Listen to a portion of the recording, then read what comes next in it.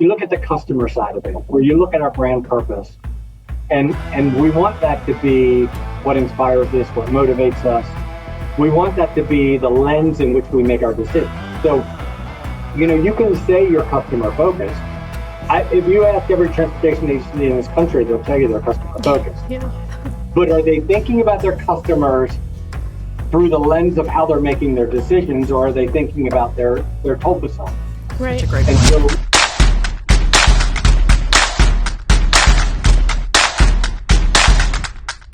Hey everyone, and welcome to today's episode of Toll Talk.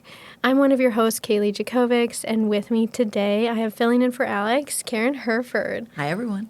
Karen, thanks for joining us. We're excited to have you as our co-host. And we have an episode that I've been waiting to host for a long time, actually, with a special guest, Greg Slater, the CEO and Executive Director of Tampa Hillsborough Expressway Authority, also known as THEA. Greg, thank you so much for joining us today. me to look forward to the conversation. Yeah, absolutely. We usually start kind of getting to know a little bit about our guests, so please feel free to share a little bit about, where you're located. Tell us about yourself, how you got into the position that you are today. Yeah, I've been doing this getting up on almost 30 years now. So moving around. I moved to Tampa just about 3 years ago in February after 25 years in the Maryland DOT. And so I started. I'm a kid. I grew up in Baltimore, a Baltimore kid. So I went to local university there, Tufts University, and then went to work for Baltimore City for a little bit. Probably more started on the engineering technology side, which was LiDAR and GIS. Integrated that, and then worked my way through and got a position at the Maryland State Highway Administration. Was there for a long, long time. And then was their director of planning and capital programming really through the recession in the early 2000s, and then served in a position called the State Highway Administrator for several years, overseeing the highway administration, which was really all of the roadways in the state that didn't have a toll.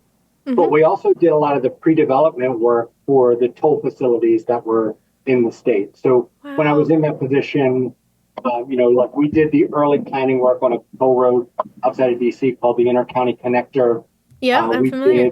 And I was leading a lot of the efforts for the major toll facilities on the Capitol Beltway and Interstate 270 with the public-private partnership work. Then I went into the Secretary of Transportation position, so I was promoted by the governor, and through that, I was then overseeing all of the tollways, as well as the Port of Baltimore BWI Airport, the Motor Vehicle Administration, Wow. and Maryland Transit Administration. So, I went from 17,000 employees to the 30 that we have here at THEA, and it came down here to really, really try and do some really great work. Wow. Okay, so we're out of the Baltimore area. I had no idea that you had all of that background in this area. So it was very cool, and obviously you're a great leader. There's a lot of things happening with the wonderful things that you guys are doing, and I'm excited to talk about that today. So it's kind of cool to hear your story. Before we get into the nitty-gritty of tolling, transportation, all of that, do you have any for our viewers, any hobbies, any interests that you like to do, anything that you like to do outside of work? Yeah, I love to be outside. Anything on the water is great for me, which is a part of why I really wanted to be in Florida. I was convinced that I knew I wanted to go to a warmer climate at some point, but I was convinced that the next chapter of my career was going to be one of those where you could kind of live anywhere and travel a lot type of an environment. Right. But it just so happened that this opportunity at THEA came up, and they recruited me, and I came down and kind of met with the board of directors, and I met with the entire team. And by the time I left, they had offered me the position. Wow. Well done. And so you're loving it there. I'm assuming that you're right in the Tampa area. Yeah, it's really, really a cool spot. Tampa has changed a whole lot. When when we first moved here, we were like, well, where do we want to live, right? What we didn't want to do is like go from suburb to suburb, right? Because Right. the suburbs are kind of the same. So, my kids are out of the house. And so it was the first time where you don't have to worry about schools or anything else. So it was like, well, we can live downtown or we can go to the beach. And Yeah. so It we ended opens up up a whole buying, new world. Sure. a house over near St. Pete Beach Okay. and loved it. It was beautiful. But the commute was just brutal, right? So it was when the population kind of grows in the winter, when everybody from up north comes down, Mm-hmm. it was really getting to be challenging.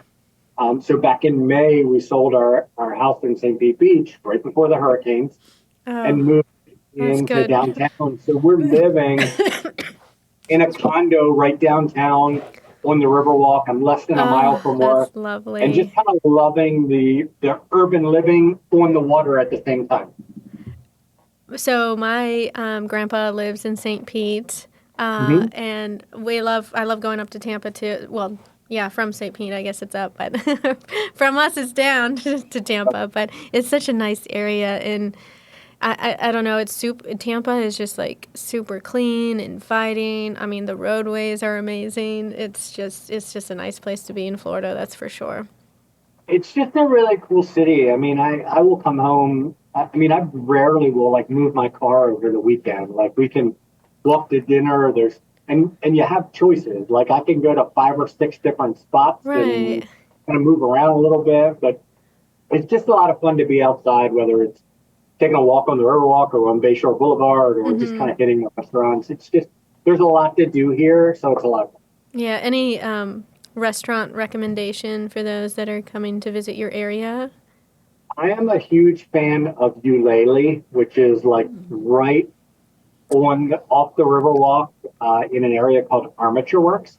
Mm-hmm. So Armature Works is an old bus depot that they've really renovated, and it's full of restaurants and bars. So you can kind of go into this old bus depot. You can kind of see the transportation nerd in me really likes kind of being there, but the restaurant is really, really cool. Oh, very cool.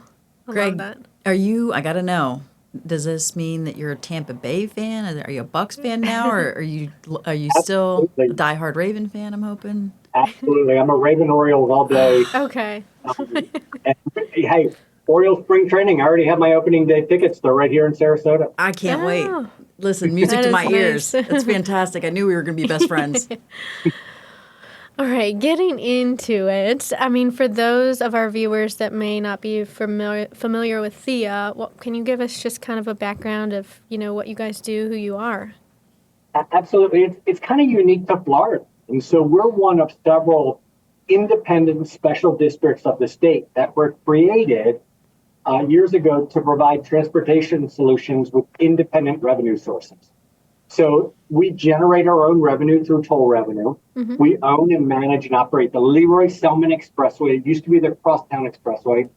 Several years ago, it was named after the late great linebacker for the Tampa Bay Buccaneers and Steelers, Leroy Selman. But we also have Brandon Parkway.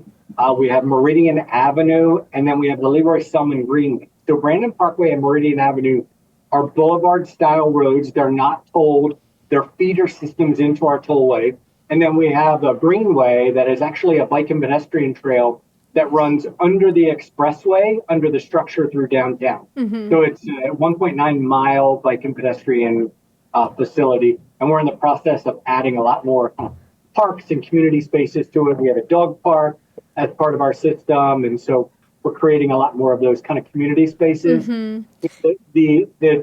All of our toll revenue by policy gets invested back directly into the community. So all of the toll revenue that comes off the expressway stays right here in Tampa. We're the Selman Expressway is about 17 miles. And then back in 2006, we introduced, it was the nation's first all electronic reversible express lane, Wow, okay. which is a structure that goes out to the east side of Tampa in an area called Brandon that comes into the downtown in the morning and then goes out to the east side of Tampa in the afternoon. So it's a That is really elevated cool. reversible expressway. Wow. And how have drivers responded to that? Are they loving it or? They Yeah. do. It's very, very popular. We just added some new ramps to it. Hmm. So, one of the challenges that we had was if you took the reversible, you had to get off downtown. And then as downtown started thriving, they were kind of stuck in that downtown traffic, the city Right. traffic. So, for instance, if somebody used the reversible, got off downtown, but wanted to get back on the expressway to go down towards like McDill Air Force Base in the south part of the city, they'd have to kind of navigate through the city. So what we did was we added some new ramps to help balance the traffic between the lower lanes and the reversible Hmm. and allow people to stay on the expressway all the way through to McDill or into Pinellas County where St. Pete is. Oh, gotcha. And the reversible could be used for like if there's a hurricane or some type of evacuation, right? Yeah, that's. Absolutely. We had it, well, so the reversible is a big part of our system that we use for a lot of other things too. So, for Hmm. instance, the work that we do in connected and autonomous vehicles, Hmm. we will routinely kind of shut that reversible down and test equipment there. We had it shut down last weekend for a half marathon. I didn't even think about for testing and the Makes marathon. That's sense. really cool too. Sure. It's a really good kind of closed environment that Hmm. is really designed for peak travel. So there's very, very little impact if you need to close it down for instance, we had the sheriff's department filmed a recruiting video on it. Like, so we shut it down so they could stage like a high speed chase. Ah, Cool. that is really cool. Yeah. That doesn't I happen want to every see day. that. Yeah. That is very cool. Um, I guess if you could describe your vision for Thea, um, in one sentence, what would it be? Or a few sentences. Love to hear it. Because I feel like you guys are really ahead of the game, if you will. We're, we're really doing things differently and we're impacting people's lives.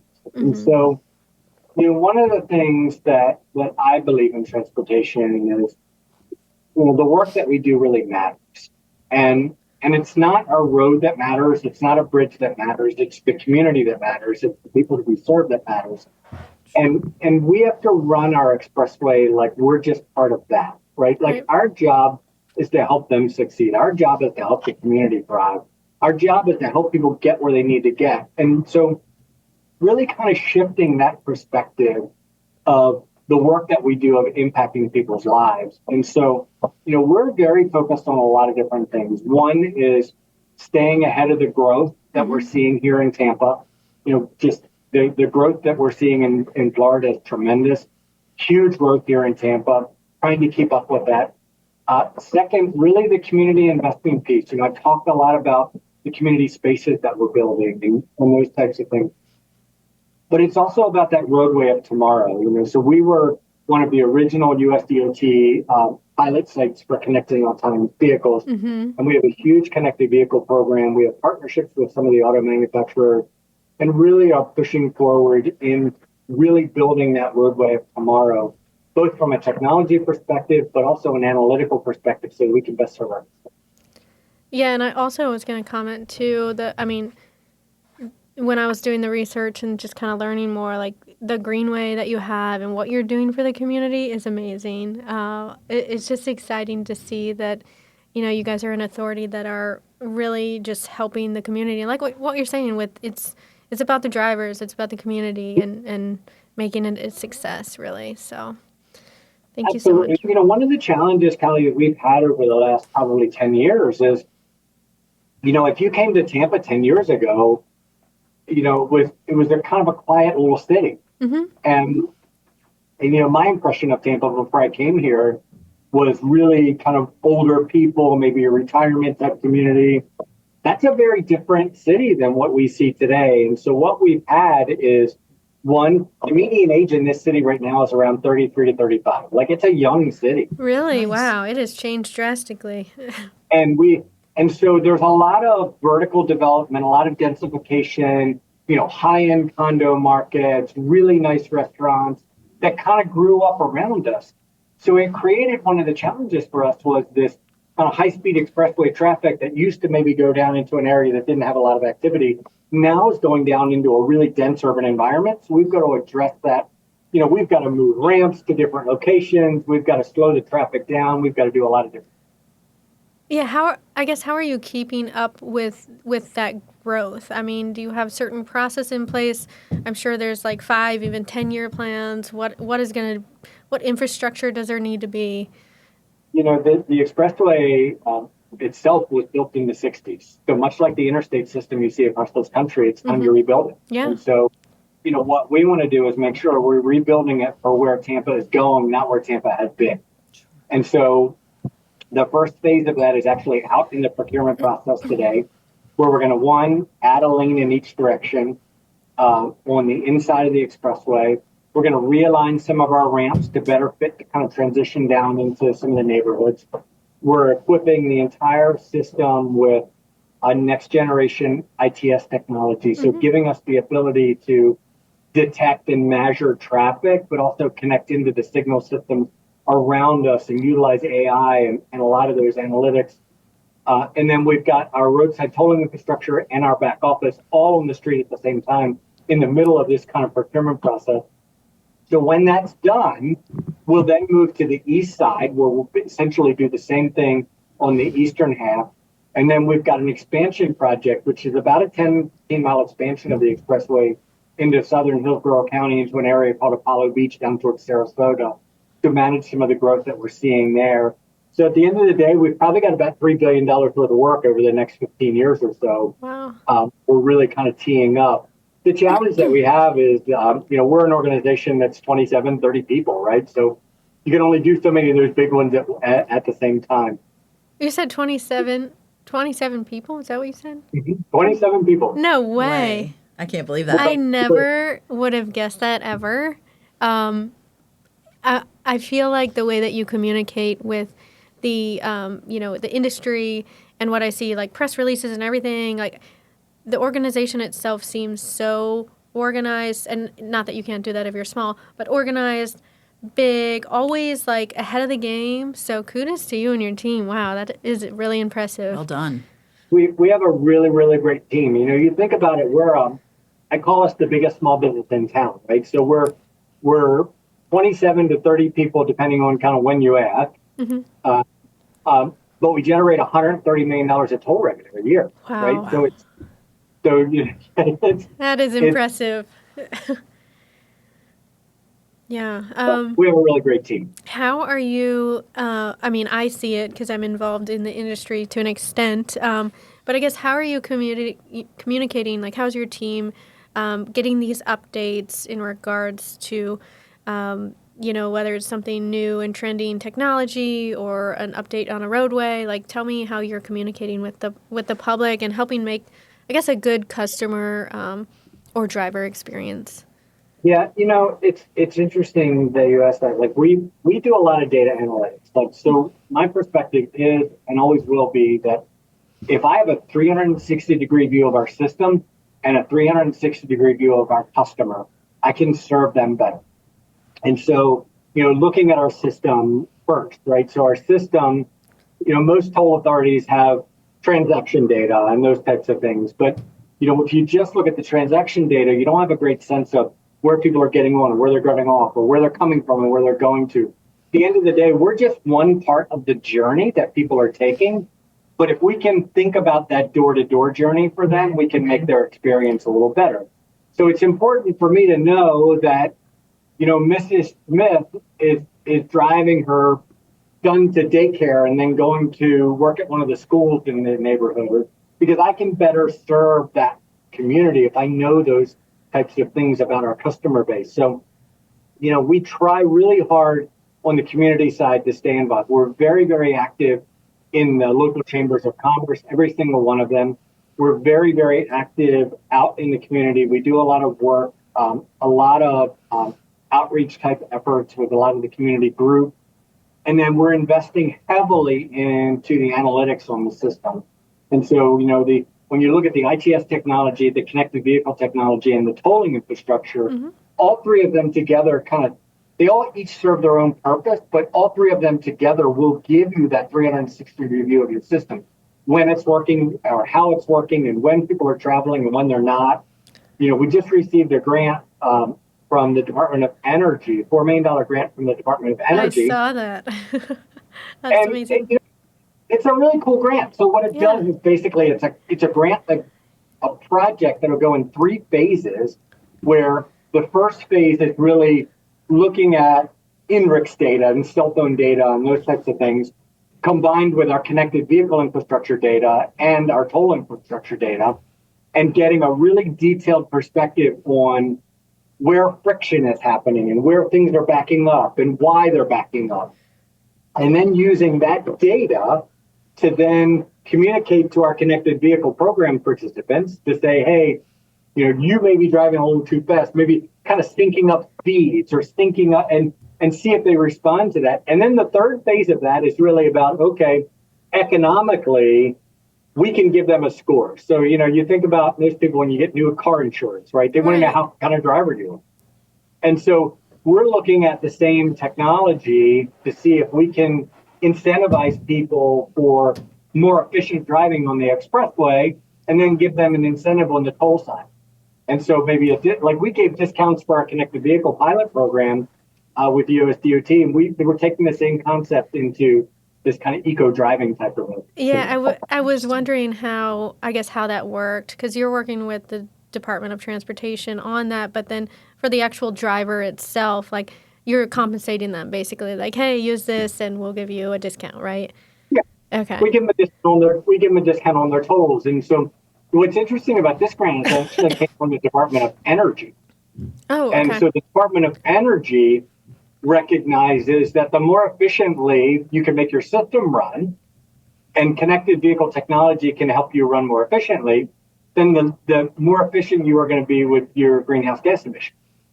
And so you're keeping traffic moving, you're keeping it flowing, because when traffic backs up, you've got a lot of greenhouse gas emissions around communities and neighborhoods and those types of things. So it's really kind of this marriage of air quality and efficiency. Yeah, absolutely. I'm really glad I asked that question. I am too. And I love that they have the checks and balances in place so that they can really keep an eye, because if you don't know what you don't know. Yeah. Are there any other, pilot programs or anything that you guys are doing, anything that you want to touch on today? We've got a really cool set of kind of projects right now. We're very focused. When I first came in, I'm getting up on my 3rd-year anniversary. The first year was really more about kind of listening. As a good leader, you have to listen a lot and really understanding that current state of the system, right, the projects that we had, the programs that we had, and really understanding where the team's strengths are. What was the community vision and goals? I want to be part of helping the community succeed, not just the expressway succeed. And so then you kind of go into that second year, and it was really about setting a path for a new strategic plan. It was about establishing that vision for the system, building more relationships in the community, getting to know our customers a little more, getting to know the stakeholders a little bit more. And this year has really been about more of that foundational action. So we've got really, really in-depth asset management programs that we're building, analytics on the health of our bridge structures and our pavement and our signs and our tolling infrastructure, restructuring kind of our projects and project delivery, more innovative project delivery, building our team, really getting the right people in the right places, and setting that destination for the organization, which is in very, very many ways, we want to build that highway of tomorrow. I tell our team all the time that, we don't know what the highway system of the next generation is going to be, but we still have to start building it right now. So we have to start thinking about that foundationally, and then really solidifying ourselves as that kind of regional asset. So when you look at our strategic plan, it was really shifting for us as an organization in a lot of different ways. We broke our strategic plan down into kind of 4 areas. First was to serve. We wanted to serve this community, and the idea was to serve best-in-class customer experience. I don't want to benchmark ourselves against. Me too. I don't want to benchmark ourselves against other transportation agencies. I want to benchmark ourselves against the best customer serving organizations in the world. I love that. and then investment, right? So we want to drive growth and that regional connectivity through reinvestment. So taking those toll dollars and putting them to work right away. But then at the same time, you get into those third and fourth areas. We wanted to transform and kind of lead that way into the next generation of transportation system, but also do that by excelling through the use of kind of data and analytics, being able to take advantage of AI and some of the new technologies that are out there. This is why you guys are killing it over there, I swear. And I love that you, when you first started, kind of just digested everything, took a look at the systems, and it's really about, for Mojo even, it's really about understanding that customer journey from A to Z, and that's really going to help you be successful. So it's really cool that you guys are looking at the analytics, you're looking at the systems. So thank you for sharing that. One of the most interesting things I had over the last couple of years is we really took a step back and said, what are we, right? Like, what do we want to be? And we knew we had a really valuable asset in the city, a really critical asset for mobility and accessibility. And so, but we didn't want to be kind of your grandfather's expressway. Right. And so we went through not only our strategic planning exercise, but we went through this kind of purpose exercise, right? So, we have our statutory authority that has this kind of official definition of this is what you do, right? Mm-hmm. And we're always going to be that. But our purpose, which I absolutely love, is enriching lives to connect communities. Love that. Yes. I do. Enriching lives to connect communities. That is great. So it's just different. But that's what we're trying. It's funny. You look at the customer side of it, or you look at our brand purpose, and we want that to be what inspires us, what motivates us. We want that to be the lens in which we make our decisions. So, you can say you're customer focused. If you ask every transportation agency in this country, they'll tell you they're customer focused. Yeah. But are they thinking about their customers through the lens of how they're making their decisions, or are they thinking about their toll facility? Right. Such a great point. And so we've challenged our team to think about our customer when we're making those decisions.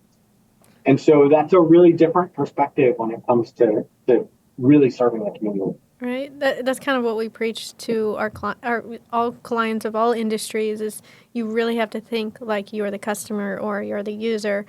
What experience are they going through? And, again, how can you funnel them or get them to that experience that needs to be successful for them? So. Absolutely. Yeah. I was going to ask you, too, your previous experience, how has that influenced you and your approaches with Thea? Because I feel like there's so many experiences that you've had that it's showing through like why you're such a great leader and what you're doing at Thea.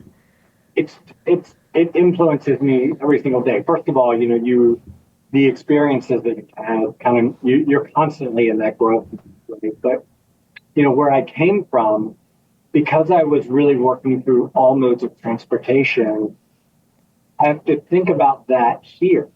And so, we are an expressway, but that doesn't mean that one of our customers isn't going to take the expressway into the city and then ride a bike or take a scooter or catch a bus over to kind of their final destination. And so, it really gets us to think about how we coordinate with the other agencies. So, connecting with the port on, the freight that's coming in at Port Tampa Bay, which is right out our back door here, and moving that freight through part of our system and then towards Orlando. And then, the journey to the airport and from the airport, there's regional assets. How do we coordinate with them and make their job a little bit easier? How do we run transit service on the expressway, bus service, those types of things. So it's really about understanding what they're trying to achieve and then trying to make sure that we're thinking about that in the decisions that we're making. So it's that kind of rising tide lifts all boats, right? So it's one of those scenarios where we don't want to make a decision that's just great for us, but then impacts everyone else in a very different way. Right. So the only way to do that is to really kind of think through all that experience. But, my 25 years in Maryland really taught me one, it's a little bit similar because we have a lot of the coastal areas, those Right. types of things. But it's such a mixed bag of who owns what, right? So it's like some of them are Absolutely. county owned and some of them are state owned and some of them are city owned Yeah. and some of but the end of the day, our customers don't know or don't care who owns it. They just want to kind of get to their point, Very right? true. Makes And sense. Right. so, you have that experience of coordinating across all levels of government. And I kind of brought that here as well. And just kind of pushing forward in how do we bring all the stakeholders to the table? How do we bring everybody to the table? Really understand what they're trying to achieve and then kind of think about that as we're making our decisions. Because it's really easy to lose sight of community goals or other people's goals when you're trying to do something. Right. And I was just going to say, I love how proactive they're Yeah. being for it. I'd love to know, Greg, if you could give us kind of a walkthrough of what innovative solutions that Thea is really exploring, right, to kind of enhance traffic management, to reduce the congestion down in Tampa Bay. Absolutely. So I'll give you a couple of examples. One, I alluded to earlier that pedestrian safety in the dense urban environment was a real challenge for us. So we developed a set of technology where we are equipping our crosswalks with camera detection of pedestrians. And so cameras covering our crosswalks that tell us when there's a pedestrian in the crosswalk, then it communicates to a sign at the top of the ramp where you can't see the crosswalk that tells you there are pedestrians present at the base of that ramp. ooh, And I so like it gives that. you the ability that's a to cool kind of technology. slow Never seen that. down, kind of transition into that area. And then the utilization of AI. And so we can work through systems where we understand volume. So our system, if you're a hockey fan, every night that there's a Tampa Bay Lightning game, we back up coming into the city, right? And then part of it is because Tampa Police Department kind of shuts off one ramp and then people kind of go to the next one. And so we can predict that now. And so what happens is the system can either know it's a Lightning game or the system can start understanding the volume. So when volumes get to a certain point, we can then learn from that, connect to the signal systems that are 2 and 3 and 4 blocks off the system, add some more green time so that it never backs up. Wow. Wow, and that's all done through AI. It is. That's I'll tell you. crazy. So where in Maryland are you guys? I'm just outside of Annapolis. Yeah, I'm in Pasadena. Okay. Yep. So you're familiar, and this was an idea you asked me earlier where my previous experience kind of influenced me, right? So one of the biggest challenges I worked on in Maryland was how to solve traffic on Kent Island Okay. Yep. on the weekends in the summertime, right? So, when Waze and Google traffic emerged, the neighborhoods just kind of clogged up on Kent Island. So we worked on a project where essentially what we did was understood the volumes that were coming across the Kent Narrows Bridge and when they started to break down, because the Bay Bridge was always your meter, and then have that sensor communicate with 10 or 15 different signals over a course of 100 miles between all the cities, between Ocean City and Kent Narrows. Right. And if you add 10 seconds or subtract 10 seconds on the green time to manage the traffic so it never breaks down, then people aren't stuck in traffic because Yeah. you're managing the flow. True. So really, if you look at congestion, usually for every minute of congestion, it takes 2 or 3 minutes to recover.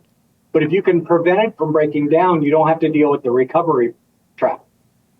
And so it's about metering it and managing it through your system and through the signal systems and AI so that it doesn't break down. This is so interesting right now. I had no idea. It's just like Thank you for walking me through So, that. I will tell you, I look at data analytics every morning. It's one of the first things I look at. One of the measures that I look at is congested transactions. wow. I want to know who's paying a toll and still getting stuck in traffic. Because nobody likes to pay a toll and get stuck in traffic. Yeah. They want to pay a toll and keep moving, right? They can get stuck in traffic on a road that doesn't cost them. And so, driving those metrics down are really, really what we're trying to do. That is really cool. I was driving back up north from Florida, actually, over Thanksgiving, and my husband and I were so confused because on the opposite lanes, I mean, there wasn't any traffic. We were sitting in traffic for hours and hours and hours, and there was no traffic, but they had the extra they had the Easy Pass lanes open, and it's one way, or reversible, if you will, right? So I'm like, why don't they open it? I'm like, somebody call somebody and let them know what is happening, because it just doesn't make sense that, I mean, at least maybe not to the driver. I'm sure it makes sense to the operators, but anyways, it was very frustrating. But it's really cool to hear, what you're involved in and how you help with that. One Excuse of the me. things I've found that Florida does really, really well, unfortunately, you get experienced in these evacuation type events. Mm-hmm. And so most of Florida's interstate system have really wide shoulders and they're paved to handle traffic. And so they'll issue an executive order that comes out and says, okay, you can use the shoulder as a lane. And so when people are evacuating, and it works really, really well. Okay. Interesting. That kind of sparked another question in my mind about with the hurricane, the recent one, Milton, like how were you involved in that? I know that you were speaking I've heard you speak a couple times on it, but I guess how did you address any of those challenges and getting people out? And It's really, really challenging. And I tell you, when I first moved to Florida, it was,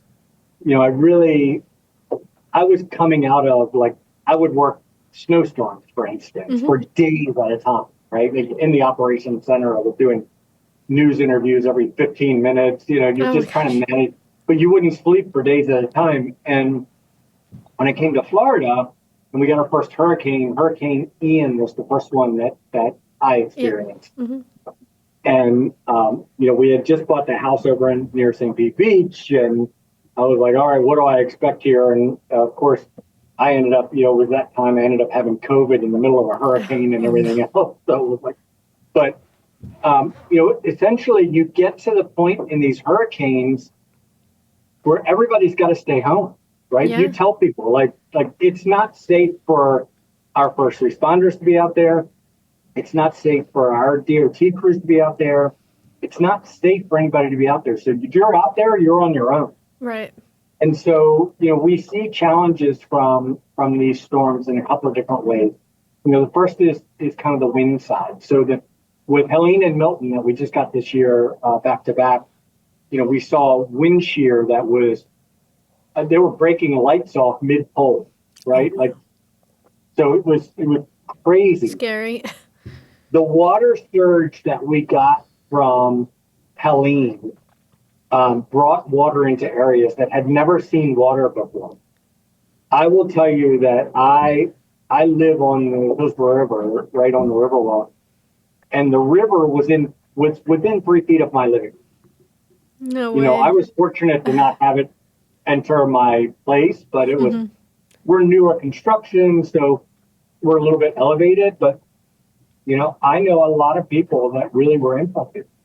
So this, we're a small organization, but we had, after Milton was gone, we had 10% of our staff that didn't have a home anymore.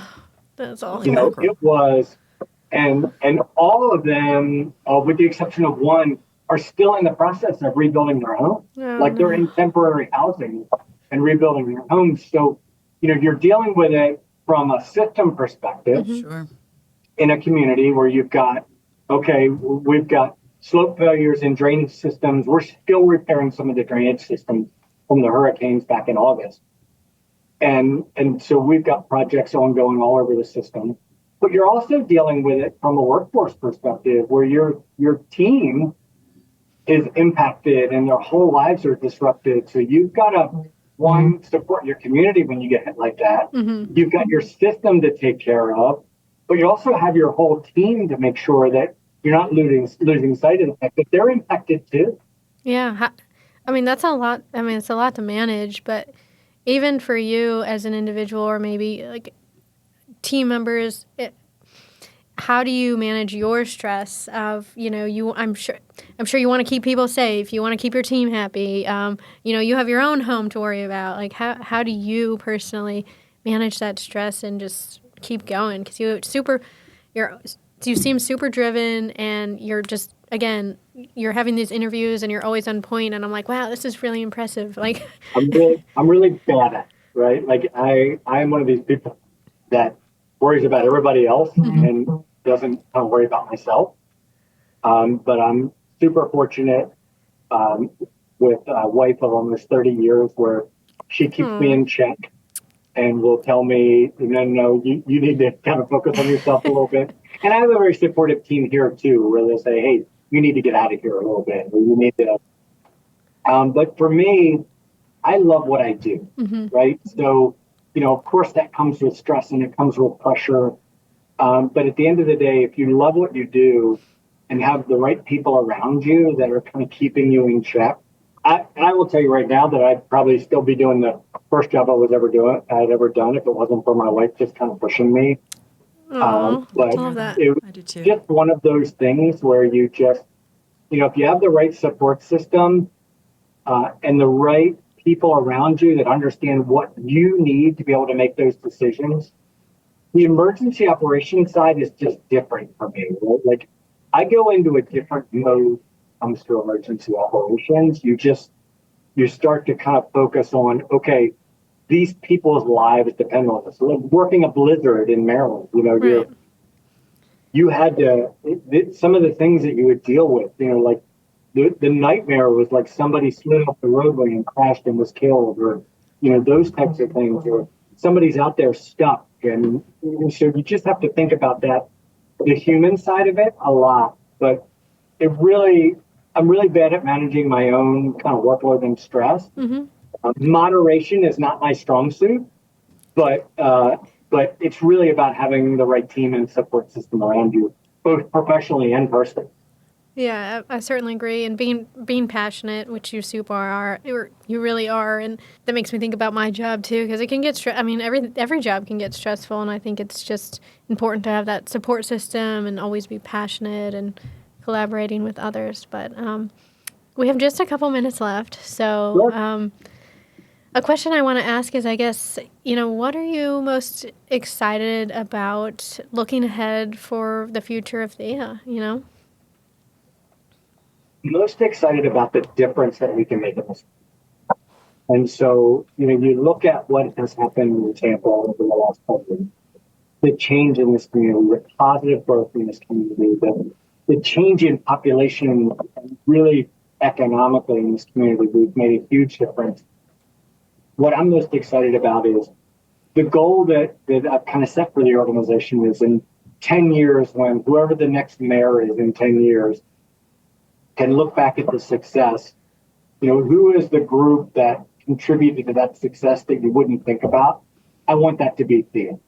And so, for us, it's about making investments into this community, delivering not only expressway improvements to help with the mobility side, but community improvements and technology. So, what I'm excited about with Thea is we can make a true difference in this community.